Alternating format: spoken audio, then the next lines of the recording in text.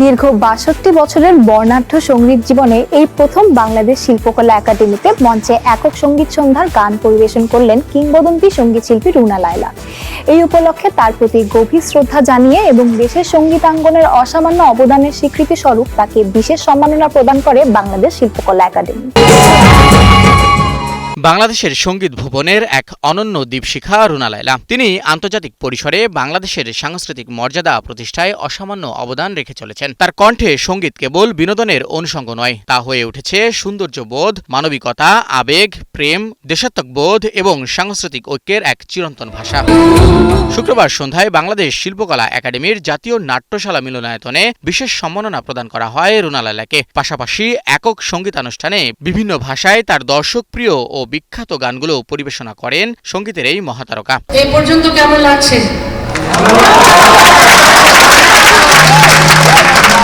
এত পিকে আওয়াজ, অসাধারণ সুন্দর লাগছে না?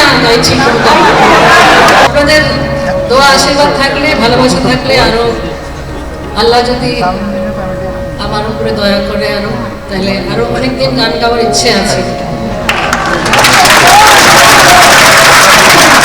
একটা ঘটনা আছে এখানে, সেটা হচ্ছে যে ওই শিল্পীতে যে কোমরটা নাড়ালাম, ওর একটু কেমন জানি কোমরটা নড়ে গেছে।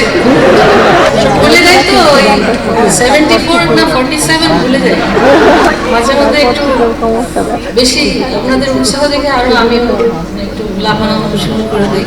মূলত বর্ণাঢ্য মানুষের সহায়তা দেওয়ার উদ্দেশ্যে গান পরিবেশনা করেন বরেন্দ্র এই সঙ্গীত শিল্পী। এ কারণেই নির্ধারিত মূল্যে টিকিট কিনে এই অনুষ্ঠান উপভোগ করেন দর্শকেরা। দীর্ঘদিন পর মঞ্চে রুনা লায়লাকে শুনতে পেরেও দারুণ উচ্ছ্বাস প্রকাশ করেন উপস্থিত দর্শকেরা। আমার অনেক পছন্দের শিল্পী, সর্বোপরি বাংলাদেশের তথা এই উপমহাদেশের কিংবদন্তি শিল্পী। ওনার কনসার্ট আমি লাইভ উপভোগ করেছি, এর চাইতে আনন্দের আর কিছুই হতে পারে না। খুবই ভালো লেগেছে।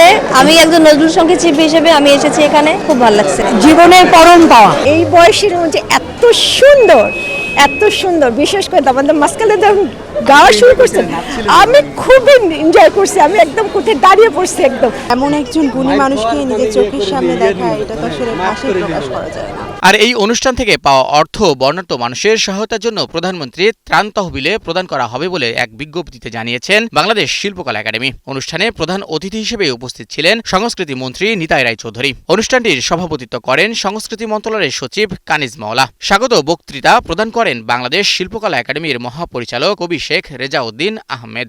আজকে ৬২ বছর পরে আমরা শিল্পকলা একাডেমিতে পেলাম, ৬২ বছর পরে। শাহিন শুভ, নিউজ 24।